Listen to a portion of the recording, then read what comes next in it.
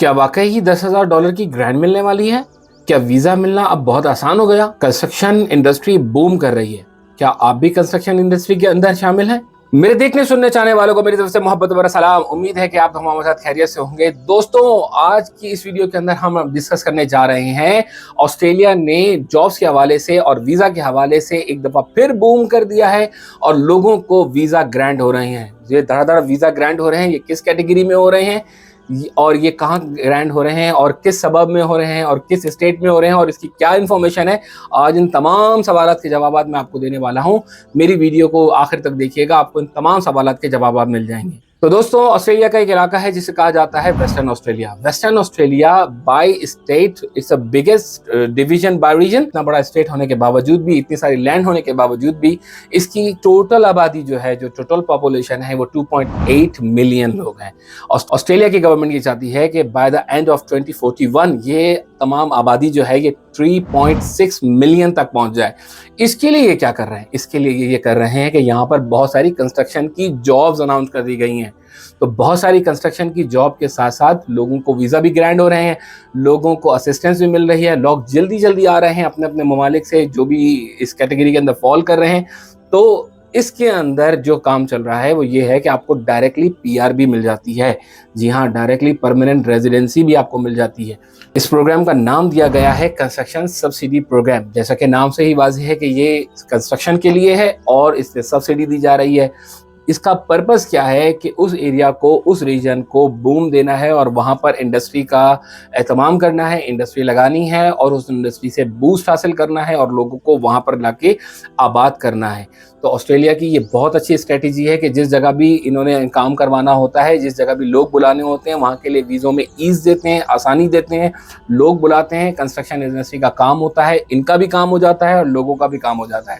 फिर उसके बाद जब वो बहुत ज़्यादा उस चीज़ों की डिमांड नहीं रहती तो फिर उसके बाद वो जो वीज़ास हैं वो ख़त्म होने शुरू हो जाते हैं। अब बात कर लेते हैं कि कौन कौन लोग इसे अप्लाई कर सकते हैं। तो इसके अंदर तरीका ये है कि जो ऑन शोर हैं ये वो भी अप्लाई कर सकते हैं, जो ऑफ शोर हैं, जो यहाँ पर नहीं है, वो भी अप्लाई करते हैं। ऑन शोर और ऑफ शोर क्या होते हैं?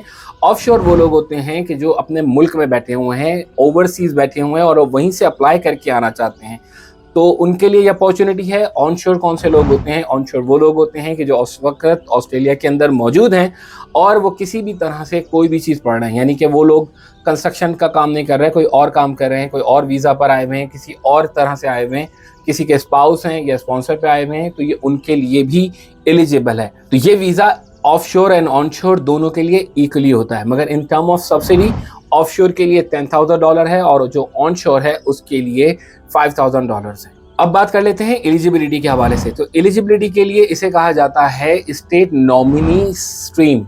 स्टेट नॉमिनी स्ट्रीम ये होती है कि जब आप एक वीज़ा के लिए अप्लाई करते हैं तो उस स्टेट के थ्रू आपको वो वीज़ा ग्रांट होता है। इसका मतलब ये हुआ कि वो स्टेट आपको स्पॉन्सर करती है, जिसकी वजह से आपका वीज़ा लगना बेहद आसान हो जाता है, आप बहुत इजीली कर लेते हैं। इसके साथ साथ ये बात भी जहन में रखनी है कि ये वीज़ा की कैटेगरी या वीज़ा का नंबर क्या होगा। तो ये वीज़ा सब क्लास होता है जो 190 और 491 होता है। यानी कि जब आप 491 अगर आपको ये वीज़ा मिल जाता है तो आप कुछ अर्सा रहने के बाद एलिजिबल होते हैं अपनी परमानेंट रेजिडेंसी को लेने के लिए। और अगर आप 190 वीज़ा की कैटेगरी के अंदर आ जाते हैं तो इस मीन्स कि आप पीआर ऑलरेडी हो चुके हैं।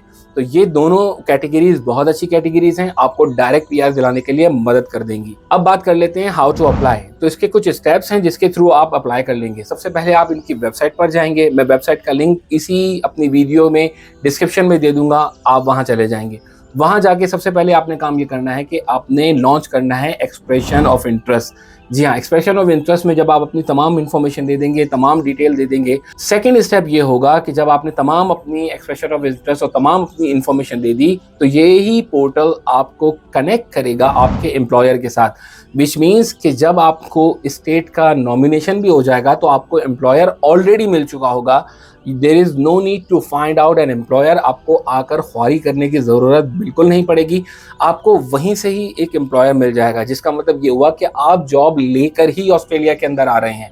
तो which is very very good for you guys जो नए आने वाले हैं। तो जैसे ही आपको एम्प्लॉयर ने सिलेक्शन करा, आपको रजिस्टर करना होगा वीज़ा के लिए। जैसे ही आपका वीज़ा ग्रैंड हो जाएगा और आप ऑस्ट्रेलिया के अंदर आ जाएंगे, तो पहले मंथ में जब आपकी एक मंथ पूरा मुकम्मल हो जाएगा तो आपने अपना एक माइलस्टोन अचीव कर लिया कि आपने एक मंथ कर लिया, आपकी पहली सैलरी स्लिप आ गई, you are eligible to launch that claim, आपको $5,000 मिल जाएंगे। और जब आपने 6 महीने की अपनी मुकम्मल जॉब कर ली तो उसके बाद you can launch your second claim, वो भी $5,000 होगा।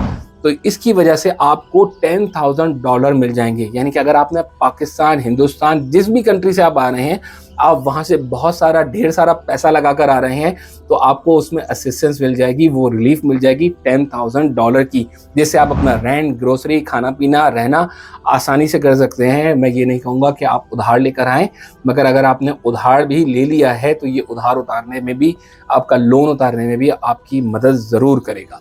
अब बात कर लेते हैं उन खास लोगों की, जो उन खुशनसीब लोगों की कि जो इस कैटेगरी के अंदर फॉल करते हैं और उस कैटेगरी के अंदर वो अपना वीज़ा अप्लाई कर सकते हैं, जिसके अंदर आपका प्लम्बर आता है, जिसके अंदर आपका क्रेन ऑपरेटर आता है, आपके सिविल इंजीनियर आते हैं, आपके आर्किटेक्ट आते हैं, आपका बिल्डिंग एसोसिएट आता है, आपका बिल्डिंग सर्वेयर आता है, आपके क्राफ्टमैन आते हैं, टेक्नीशियंस आते हैं।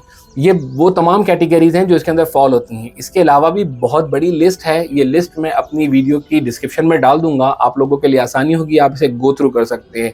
यहाँ पर आता है थोड़ा सा ट्विस्ट जो आपको दूसरे वीडियो बनाने वाले नहीं बताते, वो ये है कि ये जो तमाम कैटेगरीज है इसके लिए एजुकेशन मस्ट है, और वो एजुकेशन भी AFQ फ्रेमवर्क के हिसाब से क्वालिफाई करनी ज़रूरी है। यानी कि मैं ये कहना चाह रहा हूँ कि अगर आप प्लम्बर हैं तो प्लम्बर में आपने certification 3 with couple of experience आपके पास होना चाहिए। हमारे पास अगर सर्टिफिकेट 3 नहीं है और वो अगर सर्टिफिकेट अपने मुल्क का है और यहाँ पर वो वेरीफाइड नहीं होता तो आप एलिजिबल नहीं होंगे। आपने अगर सिविल इंजीनियरिंग पढ़ी भी है तो आपकी डिग्री असिस्ट होगी। डिग्री असिस्टमेंट का मतलब ये होता है कि आपने अपनी डिग्री भेजी और वो AFQ framework, Australian qualification framework के अंदर फॉल करती है, तो आपका वीज़ा लगना आसानी हो जाएगी। और आपके पास अगर एक्सपीरियंस भी है तो इसके ऊपर सोने पर सुहागा होगा, आपको उसके भी नंबर और पॉइंट्स बन जाएंगे। मगर अगर आप इस कैटेगरी के अंदर फॉल करते हैं और आपके पास आपकी अनफॉर्चुनेटली डिग्री नहीं है या आपने सर्टिफिकेशन नहीं किया हुआ, तो आप अप्लाई नहीं कर पाएंगे।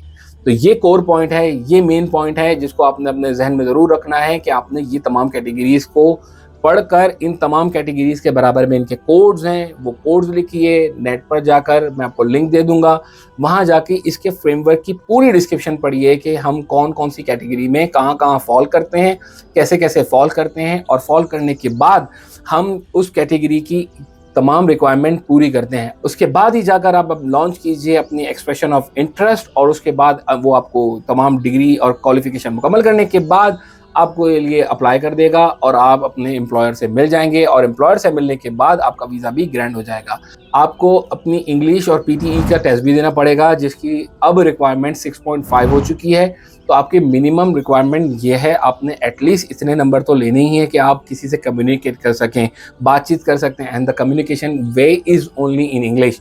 आप बात कर सकें, उनसे कम्युनिकेट कर सकें, उनकी बात समझ सकें, तो ये मिनिमम रिक्वायरमेंट है। उम्मीद है कि आज की वीडियो आपको पसंद आई होगी। जो हिस्सा भी पसंद आए, जो भी इन्फॉर्मेशन आप लेना चाहें, मुझे कमेंट्स में ज़रूर बताइएगा। अपनी मोहब्बतों में मुझे याद रखिएगा, अपना और अपने घर वालों का बहुत सारा ख्याल रखिएगा। मिलते हैं अगली वीडियो में। अस्सलामु अलैकुम वरहमतुल्लाहि वबरकातुहू।